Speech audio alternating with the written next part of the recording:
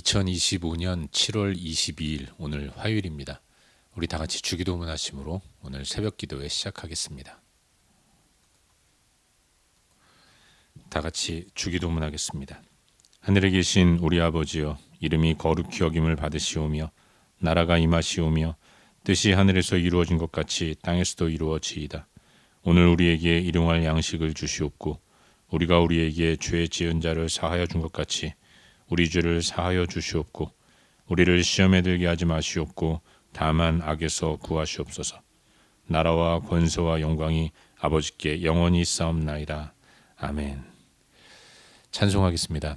찬송 299장 함께 찬양하겠습니다. 찬송 299장입니다.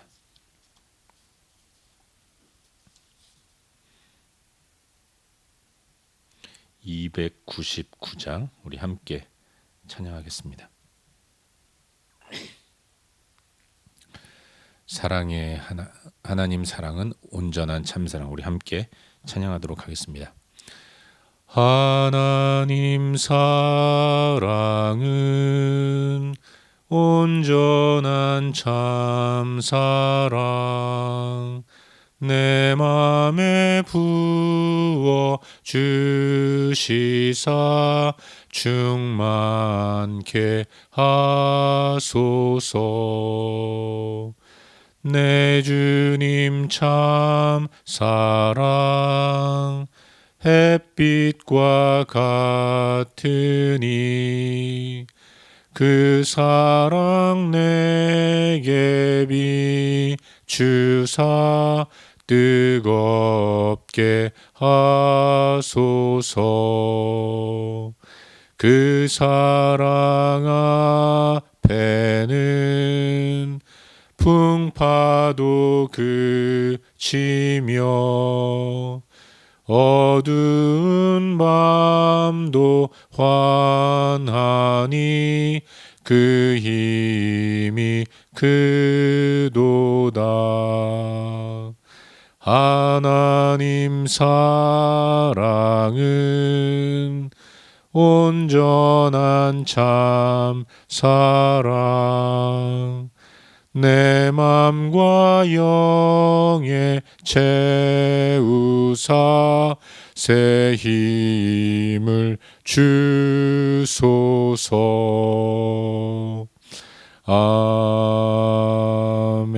아멘. 아멘. 기도하겠습니다. 함께 기도할 때 오늘 하루를 우리 하나님 앞에 올려드리며 기도하기로 합니다. 하나님, 오늘 이 땅을 살아갈 때에 하나님의 그 사랑을 기억하며 하나님의 사랑 안에 거할 수 있도록 도와주시옵소서. 나를 사랑하시는 하나님의 따뜻한 사랑을 느끼고 지치고 힘들 때마다 또 버거움을 느낄 때마다 하나님의 사랑을 묵상하며 잘 이겨낼 수 있도록 인도하여 주시옵소서. 우리 자신을 위해서 함께 기도하겠습니다. 또 기도할 때 하나님, 이 아침에 우리에게 말씀하실 주님을 기대합니다. 나에게 주의 뜻을 나타내 주시고 그 말씀의 의미를 깨닫고 주의 뜻에 순종하기를 결단하는 귀한 시간이 될 수 있도록 도와주시옵소서. 이 시간 함께 한 목소리로 하나님 말씀 듣기 전에 기도하며 나아가겠습니다. 함께 기도합시다. 좋으신 아버지 하나님, 은혜의 주님을 기대하고 소망하며 나아가는 이 아침에 주님을 예배하며 엎드리오니 은혜를 베풀어 주옵소서. 오늘 하루 하나님의 그 참 사랑을 기억하게 인도하시고 온전한 사랑 안에 거할 수 있도록 인도하시옵소서. 힘들고 어려울 때마다 버거움이 느껴질 때마다 나를 사랑하시는 하나님의 사랑을 기억하게 하시고 성령께서 기억나게 하셔서 하나님의 사랑 안에서 용기와 새 힘을 얻을 수 있도록 은혜를 베풀어 주시옵소서. 나를 위해 험한 십자가 짊어지시고 그렇게 구원해 주신 은혜의 하나님을 기억하고 붙드는 가운데 승리하는 복된 삶을 살 수 있도록 주님 도와주시옵소서. 이 아침에도 하나님 말씀을 기대하며 나갑니다. 우리 가운데 말씀하실 주님을 기대하오니 주여 주의 뜻을 나타내 주시옵소서. 무엇보다도 제 마음 가운데 하나님 말씀을 순종하는 그런 결단을 허락하셔서 어떤 말씀하시는지 아멘으로 받고 그 말씀대로 순종하기를 결단하는 은혜의 시간이 될 수 있도록 주님 도와주시옵소서. 감사합니다. 주시옵소서.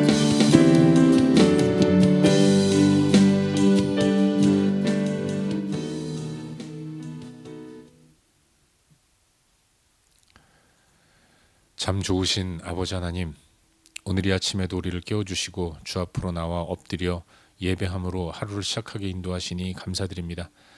우리가 사는 이 땅, 때로는 버겁게 느껴지고 어떻게 살아야 할지 힘겨움을 느낄 때가 많이 있습니다. 오늘 하루 하나님의 참 사랑을 기억하게 하시고 성령께서 기억나게 하셔서 주님의 사랑 안에서 용기와 힘을 얻고 승리하며 나아갈 수 있도록 도와주시옵소서. 아침에도 말씀하실 주님을 기대합니다. 주께서 우리에게 주의 뜻을 나타내 주시옵소서. 주 예수 그리스도의 이름으로 기도하옵나이다. 아멘. 오늘 2025년 7월 22일 화요일인데 함께 나눌 하나님 말씀은 요한계시록 14장 14절부터 20절까지 말씀입니다. 요한계시록 14장 14절부터 20절까지 말씀 우리 함께 읽도록 하겠습니다.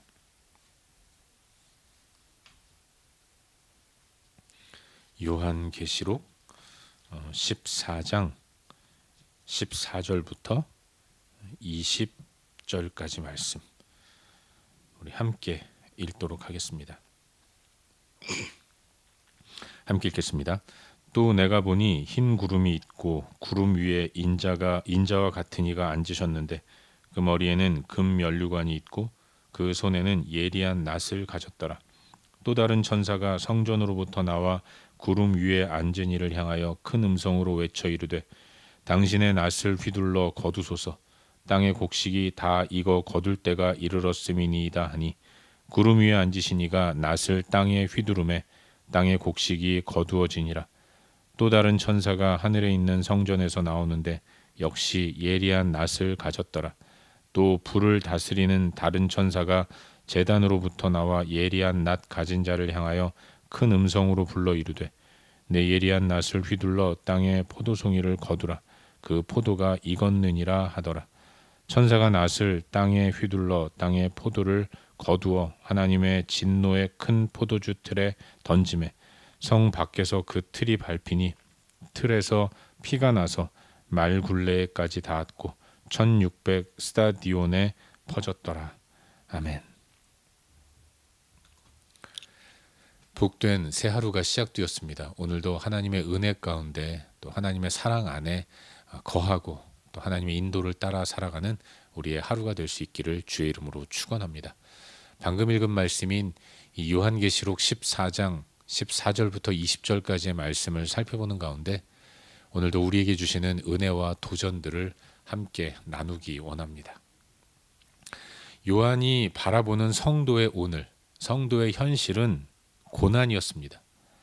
그런 그가 성령의 감동에 의해서 바라보게 된 성도의 미래, 그것은 새 노래를 부르는 모습이었다는 거죠.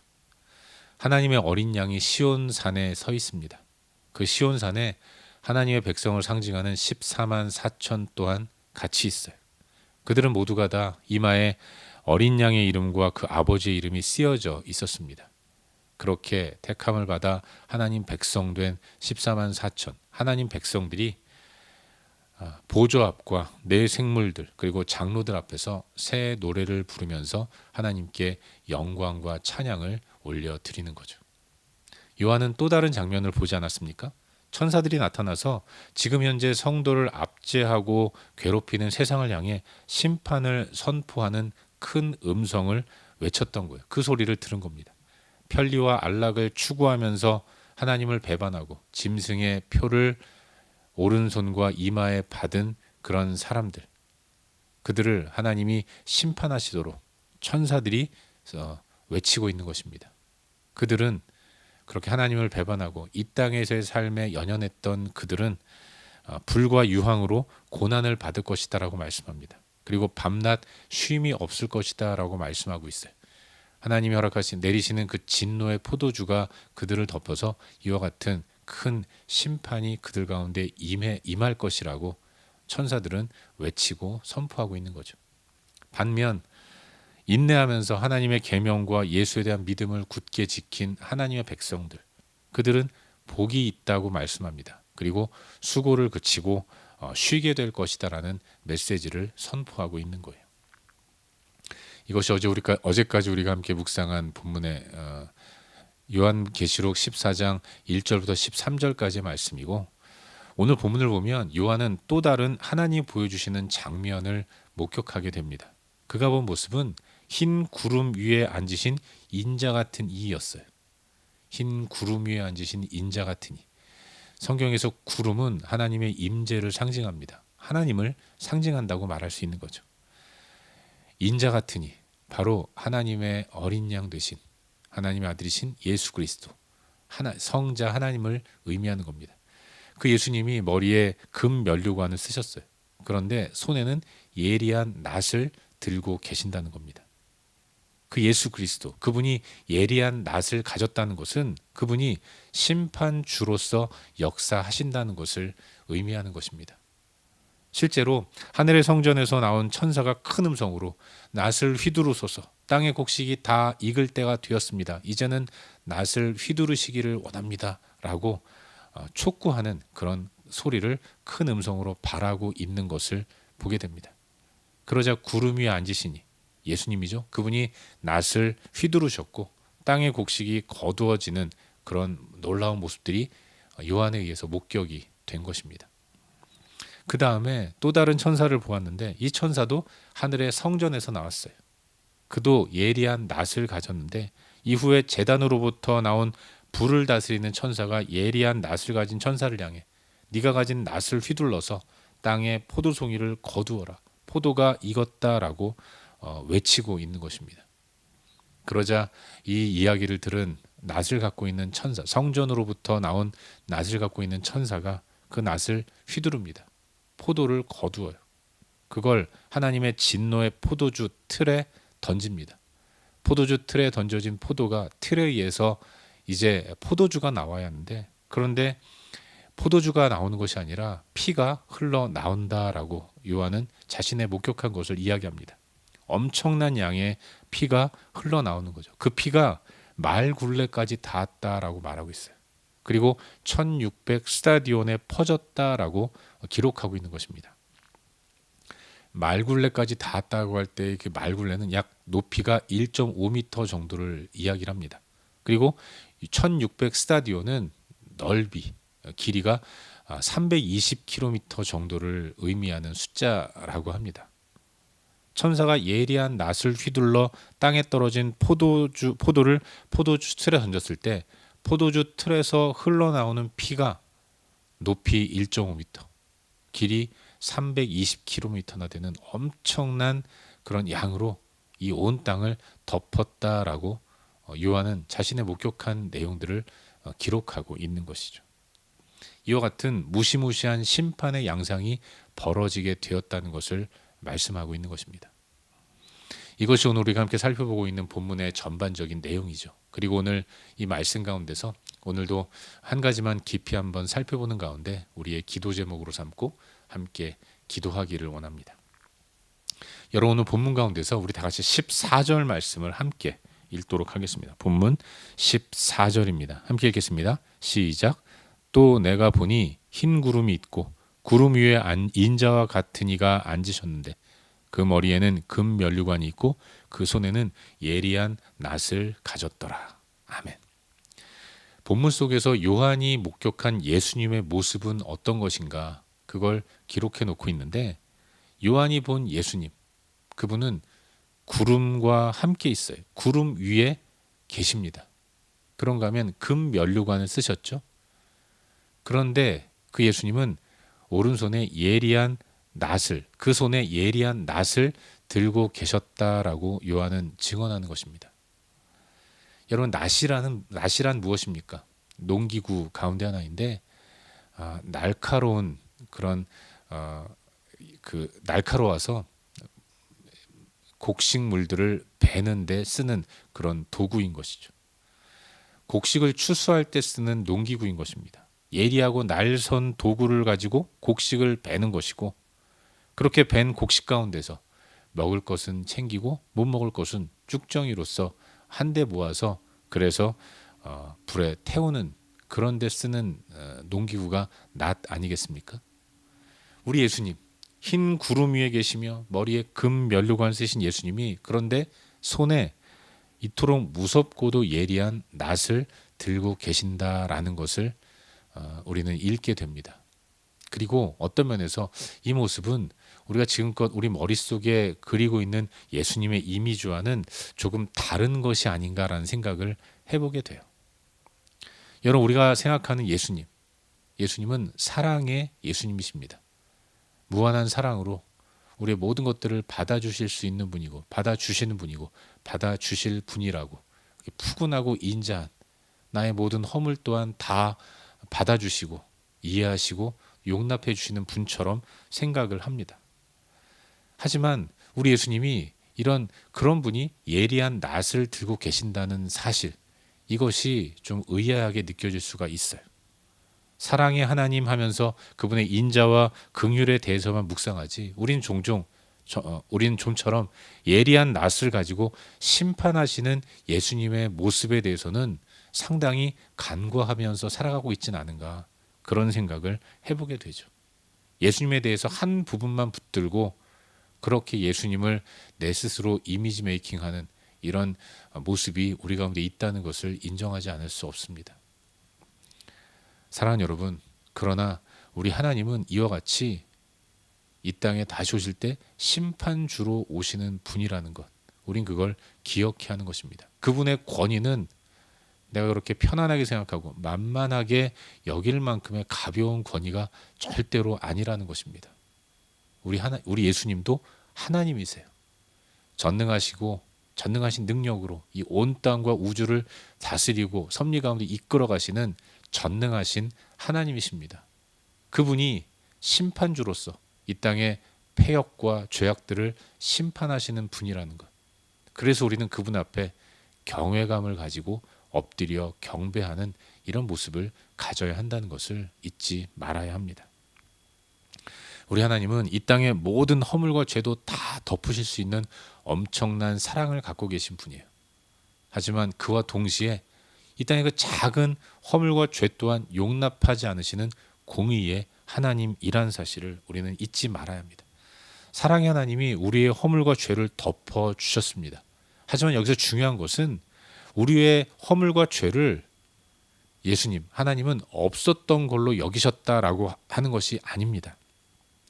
네가 감당하기 어려우니 내가 오늘부터 없었던 걸로 하겠다, 이렇게 선언하신 것이 아니라는 것입니다. 나의 허물과 죄, 이것은 나를 죽음으로 몰아가는 심각한 죄의 모습인 거죠. 그래서 내가 감당할 수 없는 것입니다. 그런데 예수님은 이 허물과 죄를 그냥 없었던 걸로 하신 것이 아니라, 세상 말로 퉁치신 것이 아니라 친히 나의 허물과 죄를 대신 감당해 주신 것입니다. 허물과 죄의 대가가 죽음인데 내가 죽지 않도록 예수님이 대신 죽어주신 분이라는 것입니다. 그토록 엄청난 사랑을 우리 가운데 베풀어 주신 거예요. 그렇기 때문에 나의 허물과 죄는 누군가의 희생에 의해서 사라진 것이지 그냥 어떤 하나의 선언으로 없어진 것이 아니라는 것입니다. 이 엄청난 희생과 사랑을 베풀어 주신 분, 그분이 바로 예수 그리스도인 거죠. 나의 의로움을 위해서 우리 주님은 친히 그 혹독한 대가를 치러 주셨다는 것, 우리 매 순간 그걸 잊지 말아야 하는 거예요. 이 사랑을 기억한다면 우리는 어떻게 살아야 할 것인가에 대해서 다시 한번 생각해 볼 수 있습니다. 나도 심판받지 않고 예수님도 심판받지 않는 것이 아니라 내가 심판을 받지 않도록 예수님이 대신 죄에 대한 심판을 받아 주신 것입니다. 이토록 공의로우신 하나님, 공의를 지켜가시는 예수 그리스도 때문에 내가 구원을 받았고 하나님의 자녀가 되었다는 것, 이걸 잊지 않는 가운데 하나님의 뜻에 맞는 삶을 살아야 하는 것이죠. 예수께서 들고 계신 낫, 이것은 심판을 상징하는 겁니다. 우리 예수님은 심판하시는 분이에요. 나를 구원하시기 위해서 나의 죄에 대한 심판을 예수님이 대신 치러 주셨고, 주님이 대신 나 대신 심판을 받으셔서 죽어 주신 것입니다. 그리고 전능하신 하나님의 능력으로 다시 부활하셔서 영원한 생명을 우리에게 허락해 주신 것이죠.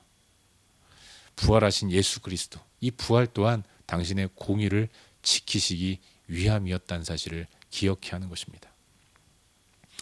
여러분, 우리가 예수님께 가져야 할 마음의 자세와 태도는 경외입니다. 경외라는 것은 두려움이라는 감정도 포함되어 있다는 거예요. 하지만 그 두려움은 존경에 맞지 않는 두려움입니다. 막연하게 그냥 벌벌 떠는 것이 아니라 그분에게 다가가게끔 만드는 두려움인 거죠. 한마디로 우리 예수님을 좀 함부로 대하지 않았으면 좋겠다라는 것입니다. 무슨 그냥 예수님은 나 하고 싶은 일 그냥 대신 다 해주시는 분, 누가 보면 나한테 무슨 빚이라도 지신 분인 것처럼 나한테 쩔쩔매시는 분, 이런 분으로 인식하며 살아간다는 것은 굉장히 하나님 앞에서 신뢰되는 그런 태도와 모습인 것입니다. 하나님은 무섭도록 심판하시는 분이에요. 우리 예수님이 당신을 거부하면서 짐승의 표를 받은 세상을 향해 심판하실 때에는 정말로 감당이 안 되는 엄청난 무서운 일이 벌어진다는 것을 성경은 말씀하고 있지 않습니까? 하나님의 명령을 받들어 수행하는 천사가 자신이 들고 있는 낫을 한번 휘두를 때에 그때 이 땅이 피로 물들어서 그야말로 말굴레에 닿을 만한 피, 320kg나 되는 엄청난 그런 땅을 적실 만한 그런 피가 흘러나온다고 성경은 증언하고 있지 않습니까? 그분은 우리의 하나님이시고, 그래서 우리는 경외하는 마음으로 존중하고 존경하고 그렇게 두려운 마음, 두렵고 떨리는 마음으로 하나님 앞에 엎드리고 하나님의 뜻을 따라 하나님 명령에 순종한 모습을 가지며 살아가야 하는 것입니다. 그분이 우리에게 명령하실 때 그 명령에 우리는 거부하는 것이 아니라, 거부할 수도 없고 겸손히 엎드려 명령을 받고 명령에 따라 사는 삶을 살아야 한다는 것, 우린 그걸 잊지 말아야 하는 것입니다. 바라기는 오늘 하루 우리들의 삶이 권능의 하나님을 기억하는 가운데 그분 앞에서 경외심을 드러내고 엎드려 또 두렵고 떨리는 마음으로 하나님의 뜻에 순종하면서 하나님을 따르는 복된 하루를 살아갈 수 있기를 주의 이름으로 축원합니다. 기도하겠습니다. 우리 함께 기도할 때 주신 말씀 붙들고 기도하기로 합니다. 하나님을 경외하게 하여 주시옵소서. 권능이 하나님을 기억하면서 그분 앞에 순종하는 모습을 가지고 살아갈 수 있도록 인도하여 주옵소서. 하나님을 만홀히 여기고 가볍게 여기지 않도록 인도하시고 전능하신 하나님 앞에 순종함으로 주의 뜻을 받드는 그런 하루를 살 수 있도록 은혜를 베풀어 주시옵소서. 위에서 기도하시고 또한 우리의 중보가 필요한 여러 영역들 기억하면서 기도하신 이후에 각자 개인적인 기도 제목 가지고 기도하시다가 일상의 삶의 자리로 나아가도록 하겠습니다. 함께 기도합시다.